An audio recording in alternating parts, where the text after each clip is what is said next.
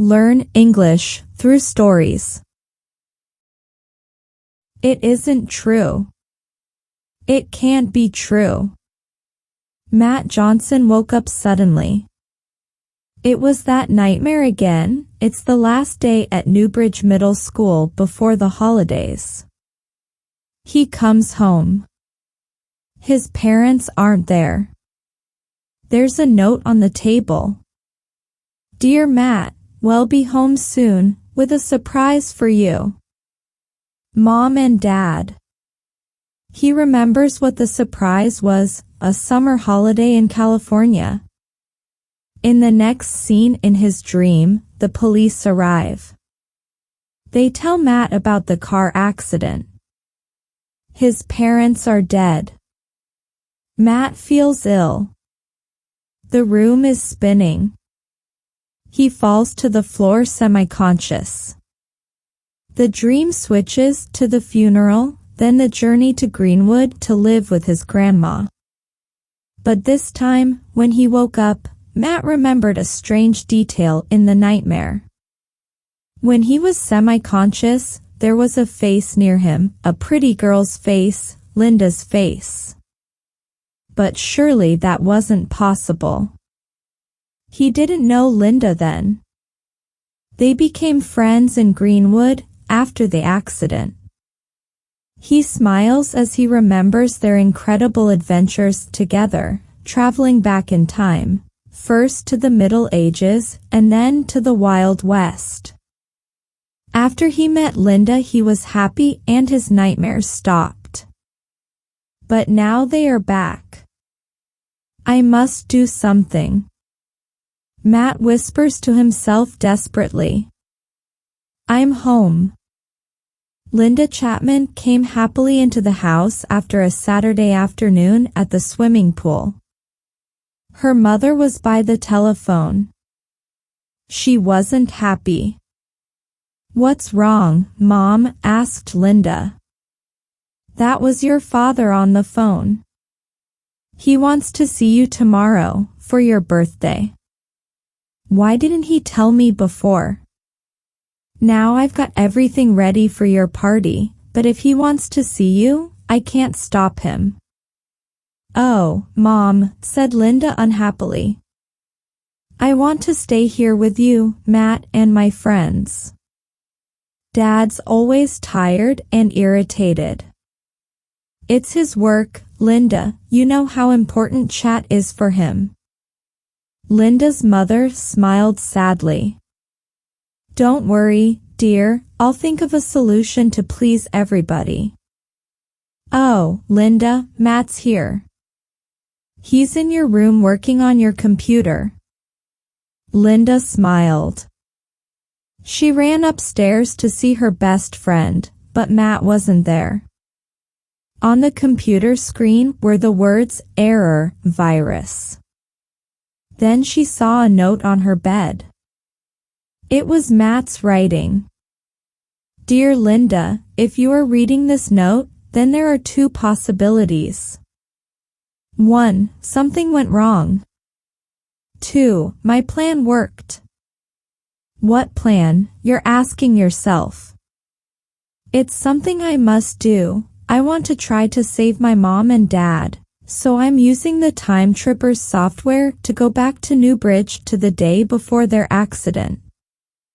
I know Mr. Wells says we can't change the past, but we have this secret possibility to travel in time using the computer, and I must discover if I can change my parents' destiny. I miss them so much, Linda. If it works, or if something goes wrong, I don't know if you and I will see each other again. But I think we will, because before I met you in Greenwood, I'm sure I already knew you. Your face was already in my dreams. I'll never forget you, Linda.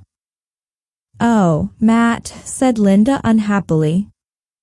Why didn't you ask for my help? Suddenly she heard a horrible laugh. It came from the computer. Linda looked at the screen. The words error, virus, now flashed red and black. Oh no, thought Linda. If there's a virus, perhaps Matt will need my help. She moved the mouse and an email message appeared, accompanied by the same nasty laugh. You like Johnson more than me, but now you can't use the computer together anymore, haha. Johnny Briggs, thought Linda angrily. He's so spiteful. I know he's jealous because Matt is my friend, but this is a terrible thing to do. If the virus was already in the computer when Matt used it, who knows where and when he is now? Mom, I left my jacket at the pool, shouted Linda, running out of the house. But she didn't go to the swimming pool. In a few minutes, she was at Mr. Wells' house. Mr. Wells was not only her history teacher at Greenwood Middle School, he was also the inventor of the computer time travel software. Tut, tut. This is a very complicated affair, said Mr. Wells, with a serious expression on his face. I've told you and Matt many times, we can't change the past, it's too dangerous. If we modify one single event in the past, there can be a chain reaction and everything can change. I traveled to the Wild West to observe the Native Americans, not to change history. I can understand Matt's feelings, but what is done is done. Can you imagine a world dominated by those dictators from history who were defeated by destiny? Well, what can we do? Asked Linda, desperately. We don't know if Matt arrived in Newbridge at the time he wanted or not. But if he is there, we must stop him. Mr. Wells went out of the room and came back with his portable PC. There's no time to lose. We must protect the past. He started to type the coordinates for Newbridge.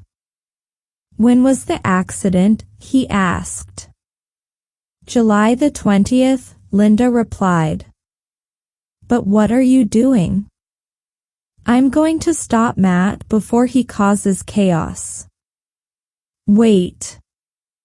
I'll go, said Linda with determination. I can convince him to abandon his idea if he's in Newbridge at the right time. If he isn't, then he needs your help. You must repair my computer and discover what place and century he's in. Where's your phone? Mr. Wells indicated the telephone on his desk. Linda rang home. Mom. It's me. I didn't find my jacket, but I found Mr. Wells. I told him that I've got a problem with my computer and he's coming to look at it. Is that okay? Oh, and Mom, you remember that Mr. Wells loves your chocolate cake. Well, there's still a piece of yesterday's cake in the fridge, isn't there? Great. See you later. Well, my decisive young friend, said Mr. Wells, sweetened by the idea of Mrs. Chapman's chocolate cake. Let's go, there's not a minute to lose. It was night and a strange, dense fog covered everything. Matt couldn't distinguish the buildings around him very well, but he was sure he was in Newbridge. The fog irritated his throat and eyes, but he was more worried about the time.